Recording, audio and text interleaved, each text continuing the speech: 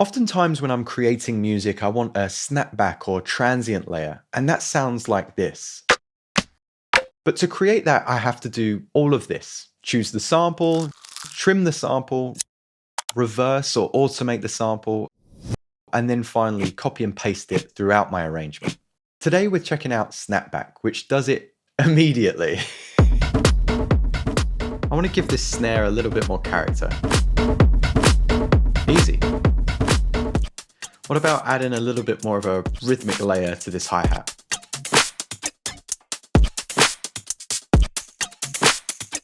Simple. What if I had a bass drum that just wasn't cutting through the mix? Quick transient layer. Perfect. This is one of those quality of life plugins that I genuinely think the community needs. It plays a part in your creative process, but it also reduces those time-consuming, annoying, repeatable actions. This is a real-time drum layering effect that makes it easy to enhance your drum sounds whether you use MIDI samples or loops.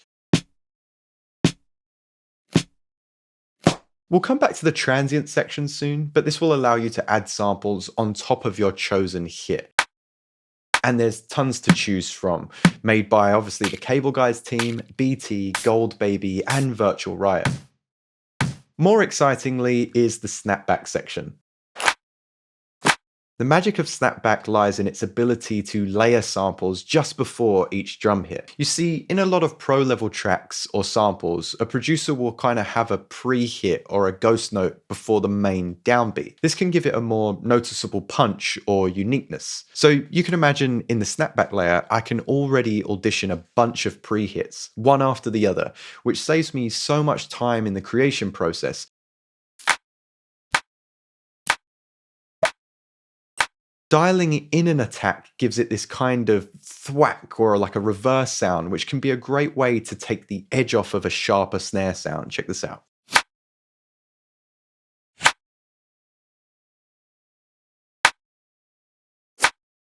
I can also get that dynamic hit sound, which I think we mentioned in last week's video, which is essentially this like pre-shifted clap trick.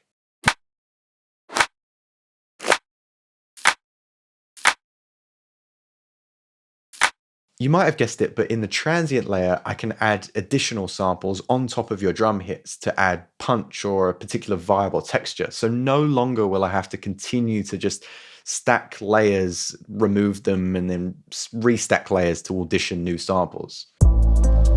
In this song I'm working on, I just want to pull this kick a little bit more out the mix. So I just add a transient layer. With Snapback, I've kind of eradicated all the fiddly details. The only time I have to get intricate is if I want to flip the polarity of a sample or adjust the timing or pitch to get it to sit more perfectly in phase. But as you can see, it was as easy as 2 clicks. Such a world of difference.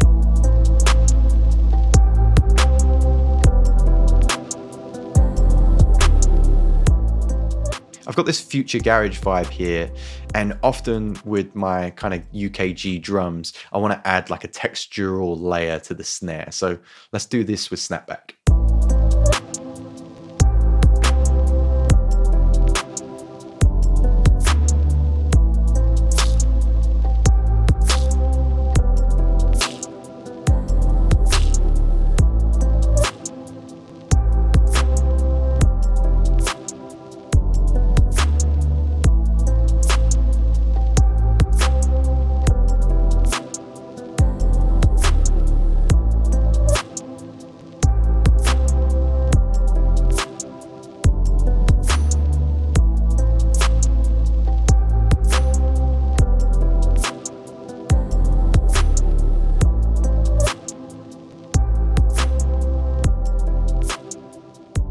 Let's try adding Snapback to some different genres so you can see how it adds character to my drums or enhances them in the mix. So this was a kind of lo-fi house thing that I was working on. Let's pull this snare out the mix.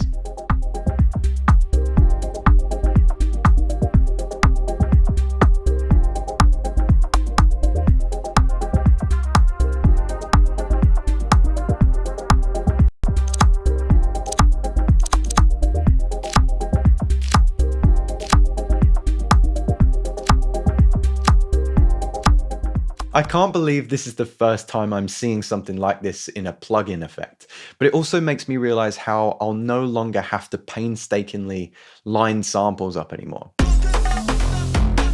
I'm working on a funk track for a client and I need these kicks and snares to be more aggressive. I'm actually going to group the kick and snare and just process them together. Why not? Transient layer. That immediately gives it that aggressive punch. Makes it sound really distorted. Let's listen to it without. Just a bit too dry. That's totally the vibe we want. If you're digging some of these projects, they're also available at the Patreon with a bonus episode and samples that you might want to use with or without Snapback. This is like a cute down-tempo thing, but I just need the snare to have a little bit more character.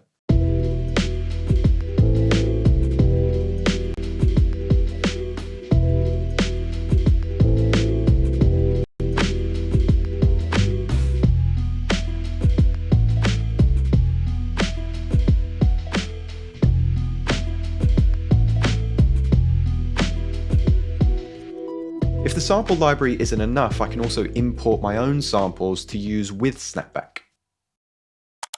Woo! Woo! There's also a built-in transient aware limiter to keep your layers in check.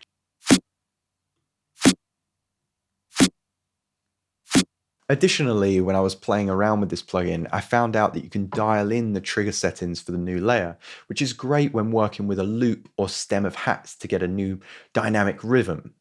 Let me show you.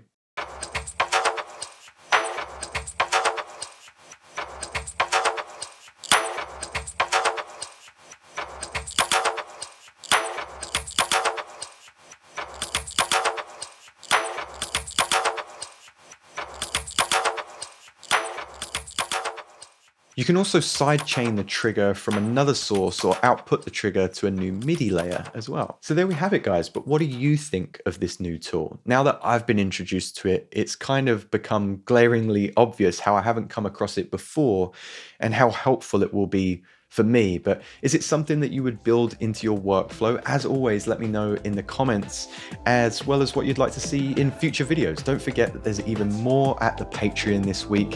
Have a wonderful day, and I'll catch you next time.